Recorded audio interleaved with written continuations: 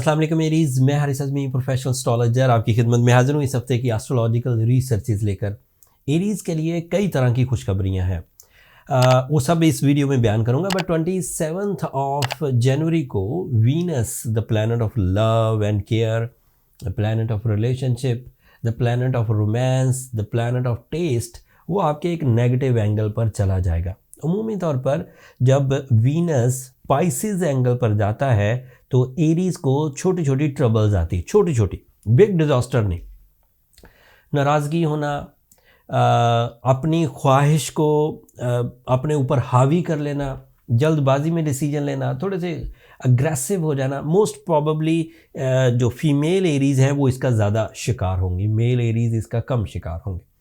But इसके बावजूद ये सिर्फ एक 22 दिन का फेज़ है जो कि 27 ऑफ जनवरी को शुरू होगा और 20 फेब को ख़त्म हो जाएगा। अगर आपके पास इतनी भी मोहब्बत नहीं थी कि आप 20 दिन के लिए, 22 दिन के लिए अपने रिश्तों को मेंटेन कर पाते, तो इसका मतलब यह है कि आपके रिश्ते मजबूत थे ही नहीं एंड आप रिश्तों को चलाना ही नहीं चाह रहे थे या आपसे रिश्ते चल ही नहीं पा रहे थे। अगर बहारें हों तो रिश्ते चल ही जाते हैं, फिर उसमें आपका क्या कमाल है। अगर ज़रा सी ख़िज़ा आई, साल में एक दफ़ा आती है, वीनस स्पाइसिस एंगल पर चला जाता है, वहाँ वो एग्जॉल्टेड है, बेनिफिशरी होता है। इन अदर साइड्स जैसे बिज़नेस पार्टनरशिप, उधर तवज्जो बढ़ जाएगी। जैसे आपको अपनी ख्वाहिशों को पूरा करने के लिए ज़रा सेल्फ सेंटर्ड हो जाएंगे, आप ज़रा अपनी तरफ सोचेंगे। बट जो रिलेशनशिप के लिए कुर्बानियाँ या मोहब्बतें या सेक्रीफाइसिंग्स या हम्बलनेस या अटैचमेंट्स शो करनी होती है, वो थोड़ी कम हो जाती है।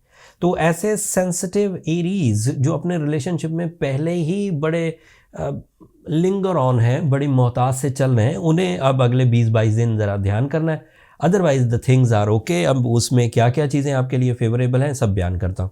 आपका रूलिंग प्लैनेट आपके लिए 3rd एंगल पर परफेक्टली काम कर रहा है, जिससे आप अपनी फिजिकल स्ट्रेंथ को मैक्सिमाइज देखेंगे, अपने परफॉर्मेंस स्टेमिनास को हाई होता हुआ देखेंगे।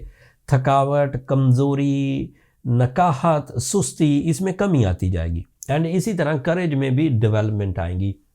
जैसे अगर किसी काम के करने की जो पहले आप उसे रिजेक्ट कर देते थे कि ठीक है इसको कुछ दिनों बाद करेंगे, अब आप इन दिनों रिजेक्ट नहीं कर पाएंगे, आपको करने का दिल करेगा एंड कामयाब भी रहेंगे।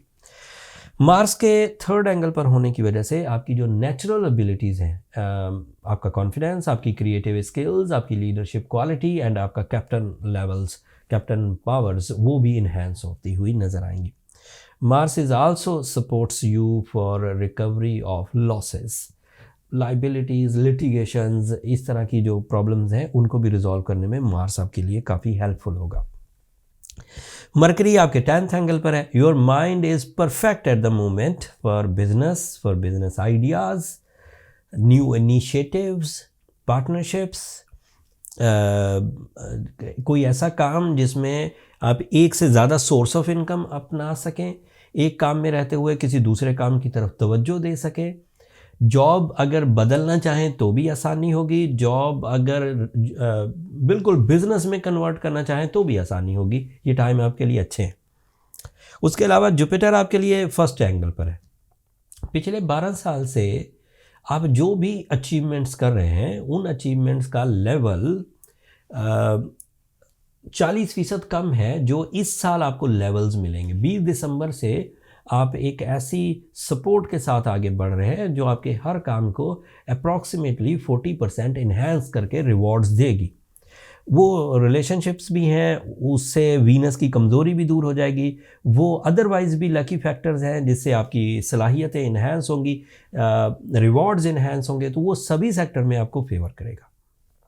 आखिरी खबर, सैटर्न आपके 11th एंगल पर है। ये अच्छे दिन चल रहे हैं एरीज, आपको इन्हें कैश करना चाहिए। थोड़े ही दिनों बाद तकरीबन मार्च में ये सैटर्न एक नेगेटिव एंगल पर चला जाएगा और एक लंबे टाइम के लिए नेगेटिव एंगल पर जाएगा।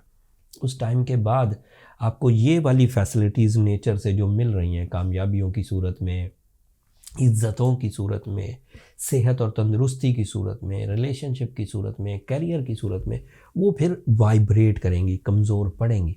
लिहाजा इसी वक्त अगर आप अपने आप को स्टेबल कर लें, अपने आप को ज़रा डिसिप्लिन कर लें, स्पिरिचुअली अपने आप को स्मूथ कर लें, तो मेरा ख्याल है कि वो वाली ट्रबल आपकी ज़ात पर असरअंदाज नहीं करेगी। उस ट्रबल का नाम साड़सती है, जो मार्च में जाके शुरू होगी। उसके ऊपर अब सारे एस्ट्रोलॉजर्स ने वीडियो बना दी हैं, आप उन्हें देख सकते हैं एक नज़र। आखिर पर बात को समेटते हुए मैं सिर्फ सिंगल लाइनर दूंगा, you are perfectly all right in whole life, in every sector of your life except relationships. उसके लिए आपको थोड़ा सा एफर्ट करने होंगे। जो आप अपने जज्बात से ही एफर्ट्स कर जाए, चीज़ों को रिस्पेक्ट देते हुए, चीज़ों को अक्लमंदी से डील करते हुए, रिलेशंस को अक्लमंदी से डील करते हुए, तो ठीक है, ज़रूरत ही नहीं किसी ट्रीटमेंट की। बट अगर चीज़ें उलझ गई हैं, रिलेशंस उलझ रहे हैं, तो then you need blue sapphire. ये एक ऐसा स्टोन है, इसकी एक ऐसी केमिस्ट्री है जो एरीज नेचर को बहुत ही बूस्ट करती है। एंड साथ में अगर सूर्य शम्स पढ़ी जाए 5 टाइम्स इन अ डे, तो इससे स्पिरिचुअल ब्लेसिंग्स मिलती हैं, जिससे scientific and spiritual, blue sapphire से साइंटिफिक एंड सूर्य शम्स से स्पिरिचुअल, दोनों चीज़ें जब मिक्स करती हैं तो आपके वो बैड पैचेस जो टाइम बिहेवियर के एवज आपको रेजिस्ट कर सकते हैं, डिलेज ला सकते हैं, वो रिपेयर हो जाते हैं और आप कंटिन्यूसली आगे चले जाते हैं। बट अगर कोई एरीज सिवियर सिचुएशंस में है और उलझनें बहुत बढ़ गई हैं और ये रेमेडी वो परफॉर्म कर रहे हैं और काम नहीं आ रही, तो देन आपको फिर ज़रूरत पड़ेगी अलग से कुछ डायग्नोसिस की, ताकि आप इससे नेक्स्ट लेवल रेमेडीज़ की तरफ जा सकें। उसके लिए बेहतर तरीका ये है कि पहले अपनी बर्थ चार्ट कैलकुलेशंस की तरफ चले जाएं। Birth chart calculation is a real diagnosis, उससे चीज़ें बहुत डीपली पता लग जाती हैं एंड फिर उनके सॉल्यूशंस भी पता लग जाते हैं। बट पर्सनल कैलकुलेशन के लिए नंबर नीचे चलते रहते हैं, आप इन पर रब्ता करके अपने लिए टाइम ले सकते हैं। वो फ्री फोरम नहीं है एरीज, होपफुली आप अंडरस्टैंड करेंगे। एक बात आखिर पर मैं बयान करके फिर बात को ख़त्म करता हूँ। टाइम बिहेवियर्स एक ऐसा कॉन्सेप्ट है जिस पर आपको मुसलसल नज़र रखनी होती है। जैसे आप 24 घंटे पर अपनी नज़र रखते हैं, डे एजेंडा, नाइट एजेंडा, सुबह, दोपहर, शाम, ये 3 ऐसी चीज़ें हैं जिसके लिए आप एस्ट्रोलॉजर्स के पास नहीं जाते कि मैं सुबह को क्या करूं, मैं दोपहर में क्या करूं, मैं शाम में क्या करूं, मैं रात में क्या करूं। लेकिन ये तीनों चीज़ें भी एस्ट्रोलॉजी डोमेन है। सुबह को सूरज का एंगल एक सर्टन एंगल है तो ही उसका नाम सुबह है। सूरज बिल्कुल 90 डिग्री पर है तो ही उसका नाम दोपहर है। सूरज बिल्कुल गुरूब होने की फॉर्म में है तो ही उसका नाम शाम है। ये फॉर्मेशन आप खुद रीड कर चुके हैं एंड उसी के मुताबिक अपने डे एजेंडाज को प्लान कर लेते।